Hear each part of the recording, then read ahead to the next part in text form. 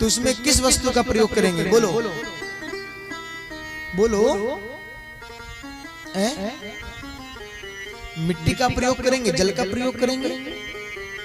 भाई मिट्टी की मूर्ति बनाएंगे तो मिट्टी का तो प्रयोग करेंगे ना मेरी माँ। ऐसे ही ये शरीर दुखों से बना है। किससे बना है? दुखों से बना है। अब मिट्टी के घड़े से मिट्टी को दूर करोगे तो ये शरीर रहेगा, ये घड़ा रहेगा, ये टूट जाएगा? बोलो जल्दी बोलो, टूट जाएगा ना? तो ऐसे ही मेरी माँ, ये शरीर दुखालय है। क्या है? दुख आलय है। और ये बना किससे है? दुखों से बना है। और हम आप इसके दुखों को दूर कर रहे हैं। तो बताओ मेरी माँ, इस शरीर का क्या होगा? टूट जाएगा ना। फिर भी हर घड़ी इस शरीर से दुख दूर करने की चेष्टा हम आप करते रहते हैं। एक चीज और बताऊं, आत्मदेव को जब ज्ञान हो रहा था तो गोकर्ण ने एक उपदेश दिया। आपको क्या लगता है कि मानव शरीर आ गए, मर गए, छुट्टी? आपको क्या लगता है? ये मानव शरीर मिल गया, अब छुट्टी हो गई हमारी आपकी? नहीं। मानव की और जीव की 4 गति होती है। कितनी गति? पहली दैहिक गति, पंच भौतिक गति, यानी कि जो इस शरीर से बना है। दूसरी प्रेत योनि गति, और तीसरी यमपुरी की गति, और चौथी वैकुंठ गति। इस शरीर की कितनी गति है? 4 गति। पंच भौतिक गति, प्रेत गति, यम गति और वैकुंठ गति। आपको मानव तन मिल गया, इसमें कल्याण नहीं है। अभी तो शुरुआती है। जैसे कलयुग के 4 चरण हैं, तो अभी कौन सा चरण चल रहा है? पहला चरण है ना, अभी तो 3 बाकी हैं। ऐसे ही मेरी माँ, ये शरीर का अभी कौन सा चरण चल रहा है? पंच भौतिक चरण है, यानी कि पहला चरण है। अगर आप इस शरीर में मान लो 90 साल रहे, 90 साल बाद आपने शरीर का त्याग कर दिया, तो क्या समझ रहे हैं? मोक्ष हो गया, वैकुंठ हो गया? अरे नहीं, अभी दूसरी गति से मिलना पड़ेगा। दूसरी गति कौन है? प्रेत गति। अगर 90 वर्ष शरीर में बिताए हैं तो 90 वर्ष ही आपको प्रेत गति में बिताने पड़ेंगे। मानव गति में क्या होता है? घुटने में दर्द, शरीर में दर्द, परिवार का कष्ट, बेटे का कष्ट, पत्नी का कष्ट, पति का कष्ट। इतने ही तो होता है ना, इतने कष्ट होता है ना। अब सुनो, प्रेत गति में कौन सा कष्ट होता है, ये भी सुनो।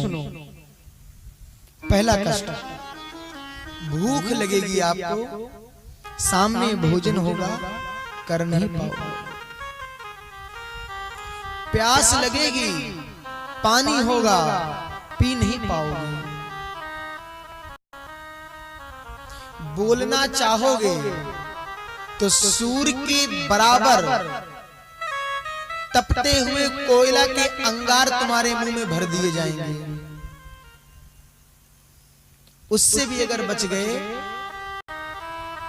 तो मां, आपके शरीर में 100 डिग्री, 100 डिग्री के बराबर इतनी भीषण गर्मी से आपको तपाया जाएगा। कब तक? जितने साल मानव शरीर में रहे उतने साल आपको उसमें तपाया जाएगा। फिर भी उसमें कल्याण नहीं है। उसके बाद फिर कौन तीसरी गति में जाओगे? वो कौन सी है? यमपुरी की गति। मरने के बाद यमराज लेकर नहीं जाता मेरी माँ, ये मत समझना कि मर गए तो यम आपके साथ कार्य करेगा। 28 प्रकार के मार्ग हैं यमपुरी के। कितने? 28, जिसमें ऐसे ऐसे आपको नरकों से गुजारा जाएगा जिसकी आप कल्पना नहीं कर सकते मेरी माँ। बीच बीच में ऐसी वैतरणी जैसी नदियां पड़ेंगी, जीव तड़प उठता है, चिल्ला उठता है, लेकिन फिर भी आपको घसीटा जाता है। ऐसा नहीं कि आपको BMW रेंज रोवर से बैठा के ले जाया जाता। अरे राम राम राम, इस चक्कर में मत रहना मैया। जैसे एक मरे हुए कुत्ते को गाड़ी में बांध कर जंजीर की तरह घसीटा जाता है, और मैं तो जैसे शोले पिक्चर में उसके गब्बर नाम, क्या नाम था उसका, दादा ठाकुर को गब्बर अपनी रस्सी में पहल के घसीटता रहता ना, ऐसे घसीटे जाओगे प्यारे। और बीच बीच में आपको ऐसी ऐसी नदियों से गुजरना पड़ेगा मेरी माँ कि आप सोच करके रूह कांप जाएगी आपकी। तांबे के जलते अंगारों में आपको 100 जोजन तक दौड़ाया जाएगा, उससे भी इच्छा नहीं भरेगी तो वैतरणी में डुबाया जाएगा, उससे भी इच्छा नहीं भरी तो तम्रिस्त, अंग्रिस्त, रौरव और महारौरव, पुलक, भूषण जैसे 28 नरकों से गुजारा जाएगा मेरी माँ, जिसको सोच के रूह कांप जाएगा। तो 90 साल तक तो फिर आपको यमपुरी में भटकना पड़ेगा। तो ये हुई। और चौथी गति क्या है? वैकुंठ की। अगर इन 3 पुरियों में आपका सारा पाप धुल गया तो ठीक है, तब आपको वैकुंठपुरी की गति मिलेगी। लेकिन अगर इन तीनों में पाप नहीं धुला तो फिर 84 लाख योनि में भेज दिए जाओगे। तो कुछ युवा बच्चे हैं जो साइंस की पढ़ाई करते हैं, जो बोलते हैं व्हाट इज दिस गॉड, है ना, व्हाई इज नर, है ना, कुछ लोग कहते हैं ना। ये सब झूठ है, ऐसा कुछ नहीं होता। मरने के बाद किसको क्या पता है? पता करके आओ, वह मर के दिखाओ, वह मर जाओ और देख के सब लौट कर आओ। हमारा साइंस, अमेरिका का नासा जीव को पैदा करने का सामर्थ्य तो रख लिया है, लेकिन आज तक नासा या इसरो या संसार के कोई भी स्पेस स्टेशन की बात कर लो या किसी साइंस की बात कर लो, मरे व्यक्ति को जिंदा करने का कॉन्सेप्ट अभी तक किसी ने बना नहीं पाया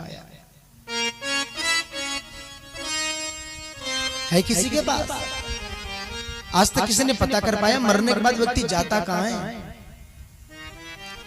जाता वाता कहीं नहीं है, वो प्रेत योनि में बनकर के भटकता रहता है। आपने सुना ना, उनको भूत पकड़ रखा है, उनको प्रेत पकड़ रखा है। अरे वो आपका ही प्रेत है, आप किसी सिद्धांत है। गाय के सामने आप मांस डालो, गाय नहीं खाएगी, खाएगी। और अगर शेर के सामने घास डालो तो शेर खाएगा। शेर मांस खाता है तो मांस ही खाएगा, भूखा मर जाएगा पर चारा नहीं खाएगा। और गाय घास खाती है तो घास ही खाएगी, मांस डालो खाएगी नहीं मेरी माँ। उनका अपना एक सिद्धांत है, लेकिन हम आप ऐसे हैं कि जो लाओ सो ठीक है।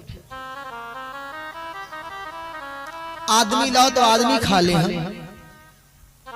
वो दिन दूर नहीं जब अपने आदमी को खाना शुरू कर देंगे। बोलो राधे राधे। अभी तो निर्बल को खा रहे हैं। अच्छा, हम खाते भी उन्हीं को है मेरी माँ जो निर्बल है। तुम्हारी औकात है तो शेर को खा के दिखाओ, है हिम्मत? खुद ही बन जाओगे उनकी भोजन। जो बोलता नहीं है, जो निर्बल है, निराशाय है, हम उसका सेवन करते हैं। तो खूब खाओ, कोई दिक्कत नहीं, लेकिन बाद में सोच रहे ना तुम्हारे साथ होगा क्या। तो कहोगे गुरुजी अभी आनंद लो, जो होगा देखा जाएगा। तो प्यारे, जब भविष्य की चिंता इस समय आप कर रहे हो कि चलो कुछ पैसा जमा करो, बैंक बैलेंस जमा करो, बाद में काम आएगा, तो आप यमपुरी और प्रेत योनि के से बचने के लिए क्या कर रहे हो? बोलो।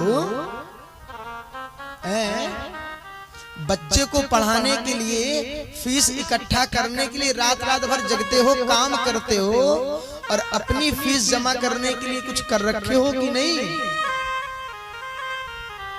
ये मत समझना कि इंसान, कुछ लोग कहते हैं अब तो गुरुजी मर जाए छुट्टी मिले संसार से। तो मरने से छुट्टी नहीं मिलेगी प्यारे। मरना तो पहला चरण है, दूसरा चरण में तो घुसना पड़ेगा। अभी तो अगर प्रेत योनि में नहीं जाना है, यम योनि में नहीं जाना है, तो क्या करना है? गोविंद के चरणों में अपने मन को लगाना है। पहले प्रश्न का यही उत्तर है। मानव का जीवन है दुख आलय। ये क्या है? दुख आलय। भगवान हमको जब धरती पे